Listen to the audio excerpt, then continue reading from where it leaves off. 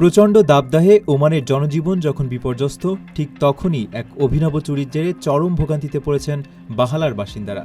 কোনো মূল্যবান বস্তু বা অর্থ নয়, বরং গোটা এলাকার বিদ্যুৎ ব্যবস্থার প্রাণকেন্দ্র থেকে তার ও ক্যাবল চুরি করে বসে একটি সংঘবদ্ধ চক্র।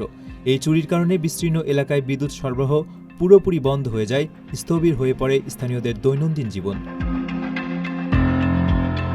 জনজীবনের এই আকস্মিক বিপর্যয়ের পর দ্রুত তদন্তে নামে ওমান পুলিশ। তাদের সাঁড়াশি অভিযানে চুরির সাথে সরাসরি জড়িত থাকার অভিযোগে 7 জন প্রবাসীকে গ্রেপ্তার করা হয়েছে।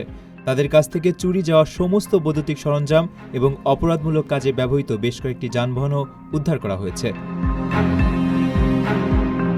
রাষ্ট্রীয় গুরুত্বপূর্ণ স্থাপনায় এমন নাশকতামূলক চুরি এবং সাধারণ মানুষের জীবনযাত্রা বিপন্ন করার অভিযোগে গ্রেপ্তারকৃত প্রবাসীদের বিরুদ্ধে কঠোর আইনি ব্যবস্থা নেওয়া হয়েছে।